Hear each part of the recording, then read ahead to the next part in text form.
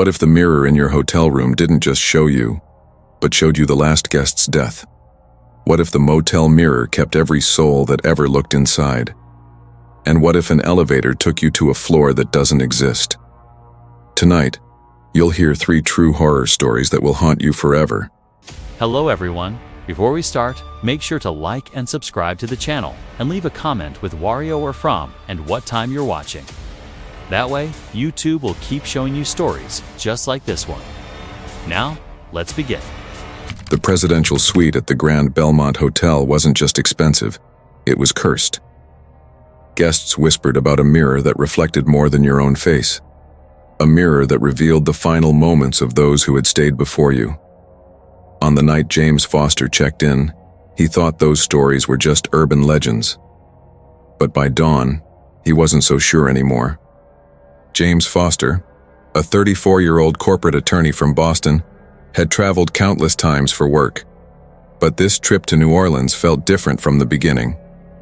The Grand Belmont Hotel, a century-old luxury landmark in the French Quarter, was known for its marble halls, crystal chandeliers, and a presidential suite that had hosted presidents, actors, and billionaires. He booked it for a week, planning to mix business with a touch of indulgence. The suite had an allure, a kind of dark elegance. The manager smiled too wide when handing him the key, as if glad to be rid of it. The suite itself was breathtaking. Velvet drapes, antique furniture polished to perfection, a grand canopy bed, and in the corner of the room a massive gilded mirror, older than the hotel itself. The plaque below it read, "Paris, 1889. James smirked. He'd heard of hotel hauntings, but this was just another overpriced antique meant to impress wealthy guests. The first night he unpacked, poured himself a glass of bourbon and caught his reflection in the mirror. For a moment it didn't look like him at all. His reflection's lips moved before his own did, whispering something he couldn't hear. He laughed it off, blaming the drink, but when he turned to walk away, his reflection didn't. It stood there, staring, smiling faintly. The next morning, James woke up groggy, convinced he'd dreamt the whole thing. But then came the knocks on the suite's door, room service, he assumed. Yet when he opened it, the hallway was empty. On the mirror's surface, faint condensation shaped into words, "Not alone." By the third night, the mirror grew bolder. James saw flashes while brushing his teeth, blood splattering, a man choking, a woman screaming with her hands clawing against invisible glass. The images weren't random, they were scenes of death. At first, James thought they were just hallucinations, but when he called the front desk in frustration, the young receptionist hesitated before answering. "Sir, the suite has history." She mentioned that the last occupant, a wealthy oil magnate named Richard Holloway, had been found dead in that very room, his throat slit, though the door had been locked from the inside. James demanded answers. The manager finally confessed. Every single person who stayed in the presidential suite had seen the face of the last guest in the mirror, always moments before they died. The police dismissed it as coincidence, but the hotel had quietly stopped renting the suite, except to guests who insisted or could not be refused. James tried to leave, but his key card wouldn't open the door anymore. It was as if the suite had locked him in. The lights flickered. The mirror glowed faintly, and he saw Richard Holloway's face appear, gasping for air, blood seeping from his throat. James stumbled back, horrified, as Holloway's bloody hand pressed against the inside of the glass, smearing crimson trails across it. That night stretched into eternity. The mirror became a stage for horror. The magnate's death replaying, then shifting to others. An actress overdosing, a politician suffocating with his face turning purple, a soldier bleeding out. Each death was vivid, violent, and too detailed to be imagination. James realized with a sinking dread, he wasn't just watching the past, he was being shown the future. The suite's silence grew unbearable. Every creak of the floorboards felt like footsteps closing in. Every shadow on the wall stretched unnaturally long. When James tried smashing the mirror with a chair, the glass didn't shatter. It absorbed the blow, rippling like water. His reflection grinned back at him, blood now dripping from its mouth. At 3:17 a.m., James saw himself. The mirror showed him lying on the suite's bed, eyes wide open, throat slashed, blood staining the white sheets. He screamed and turned away, only to hear the faint sound of a blade being drawn. When he spun back around, his reflection was gone. The bed was empty, but the sheets were already stained red. By morning, housekeeping found the presidential suite immaculate. The bed perfectly made, the bourbon glass polished, the air faintly perfumed with lilies. The only strange thing was the mirror. It no longer showed the room. It showed James Foster trapped inside, pounding on the glass silently, his mouth opening and closing in a scream no one would hear. The Grand Belmont still rents out the presidential suite on rare occasions. Guests say the mirror has a strange pull, as if inviting you closer. Some claim they see nothing unusual. Others leave in the middle of the night, never speaking of what they saw. And for those who stay, well, the suite keeps their final moment forever. Because in the end, the mirror doesn't just reflect, it remembers. The Blackwood Motel's room 6 was cheap, old, and tucked away on a lonely highway outside Phoenix. Travelers didn't stop there unless they had no choice. The locals avoided it altogether, whispering about strange voices in the walls and shadows that moved when no one was inside. On a cold January night, Emily Carter, a 27-year-old medical student driving from Los Angeles to Dallas, pulled off the highway after 12 hours behind the wheel. Exhausted and desperate for sleep, she noticed the flickering neon sign, Blackwood Motel, vacancy. The place looked abandoned, but the front desk light was still on. The clerk was a wiry man with hollow eyes who barely spoke. He slid a brass key across the counter. "Room 6, he muttered.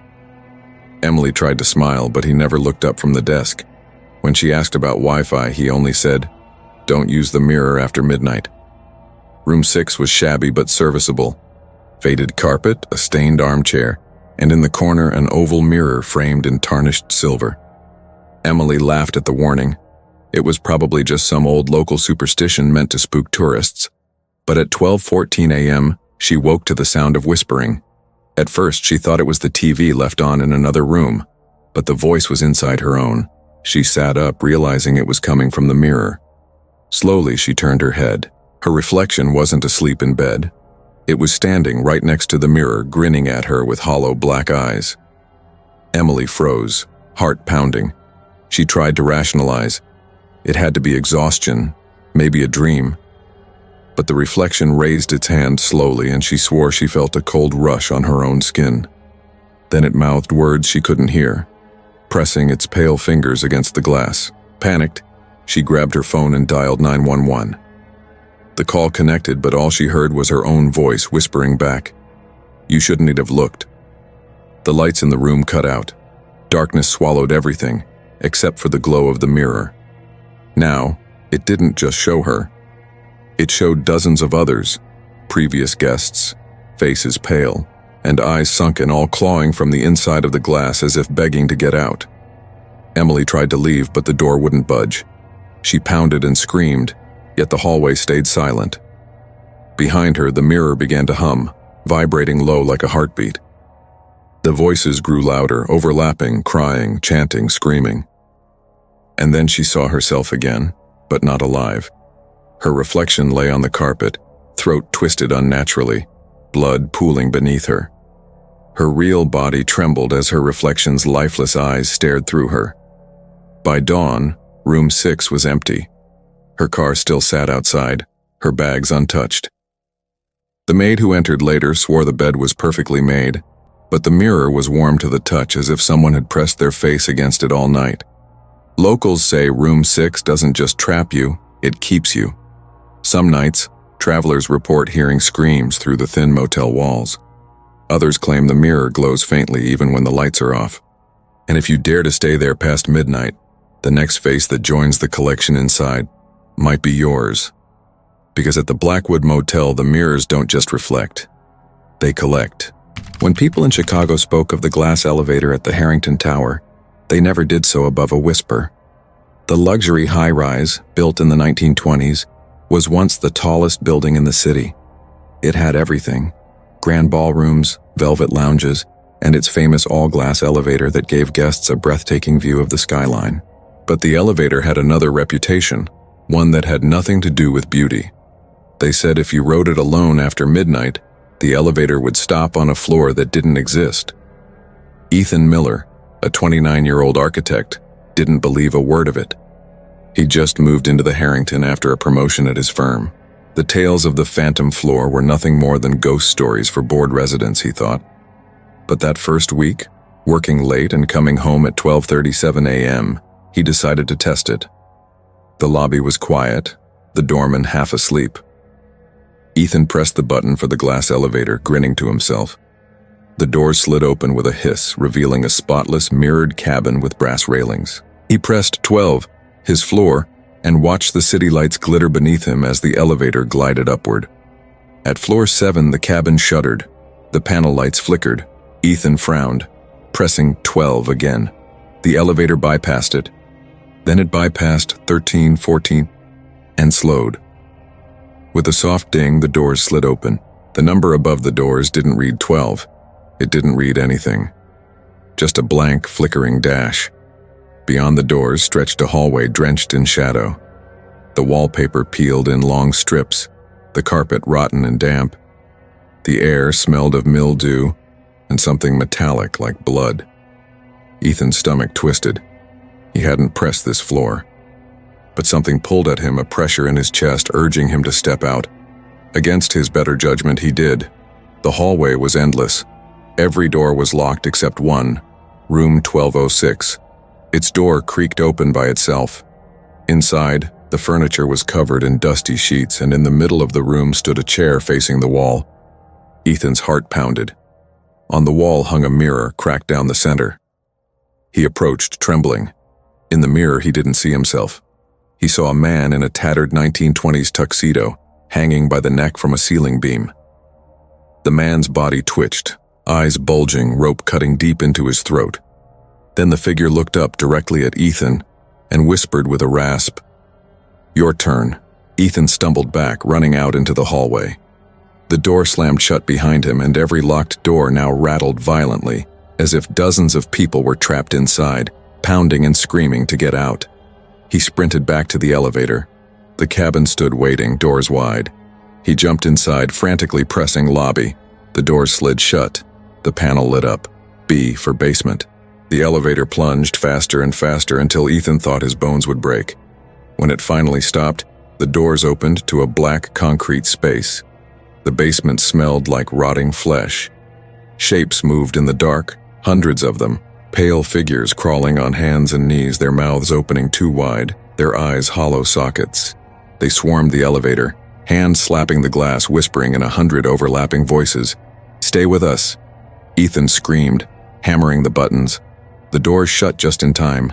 The elevator rocketed upward, shaking violently. When the doors opened again, he was in the lobby. Silent. Normal.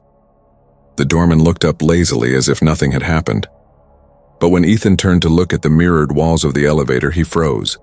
His reflection wasn't moving. It was still standing there, inside the cabin, eyes wide with terror, pounding silently on the glass.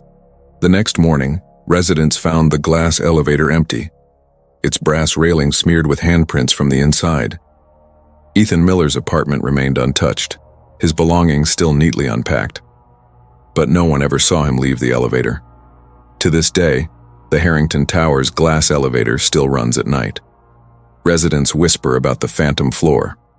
And some say, if you're unlucky enough to ride it after midnight, you'll see a man inside the mirrored walls, still screaming to get out. Because once the elevator takes you, it doesn't bring you back.